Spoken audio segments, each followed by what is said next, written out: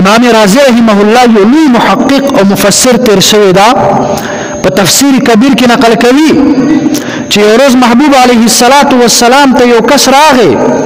او جناب محمد رسول الله صلی الله علیه وسلم سره خبرې کوي. په دې ټیم کې محمد رسول الله صلی الله علیه وسلم باندې وحی نازلېږي چې محبوب پیغمبر تا سره چې دا کم کس خبرې کوي او تا ته مخامخ ناس دی دغه کس په دغه دنیا کې لک ساعت پاتې دی لک ټیم پس به دغه انسان دغه دنیا نه ځي او په دې باندې به مرګ راځي. امام رازی رحمه الله فرمایي چې الله رب العالمین چې کله محمد رسول الله صلی الله علیه وسلم باندې وحی نازل کړله دغه کس ته محبوب علیه السلام فرمایي چې په دنیا کې د لک وخت دی لک ټیم پس به د دنیا نه ځي لک ټیم پس بستا دغه دنیاوي دغه ژوند دا به ختمیږي. دغه کس محبوب علیه السلام ته فرمایي یا رسول الله ما سره لک ټیم پاتې دی په دغه دنیا کې اوس به مې دنیاوي ژوند ختم شي اوس به مړ کېږم قبر ته به ځم یا رسول الله داسې یو عمل راته وښیه چې په دې لک ټیم کې دغه عمل زه وکړم. رسول الله مبارک علیه السلام ورته دا ونه فرمایل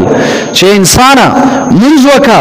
دا لک ټیم د پاتې د زندگی په دې کې منځونه وکړه. رسول الله ورته دا نه فرمایي.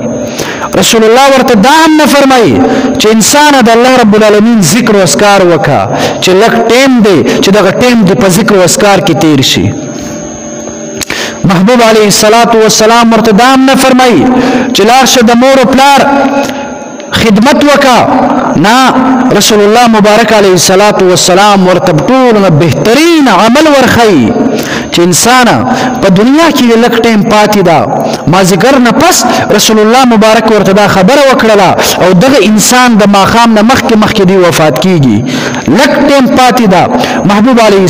السلام ورته فرمایي چې انسان لک ټیم در سره پاتې دا او دغه لک ټیم د الله په دربار کې یو قیمتي عبادت کې تیر کا. محبوب علیه السلام ورته فرمایي چې دغه ټیم د علم په ذکر کې تیر کا دغه ټیم کې د الله د کتاب او د رسول د سنت علم حاصل کا او دا لک ټیم د علم د لپاره وقف کا چې الله رب العالمین په دربار کې درته زیات اجر ملاوي شي.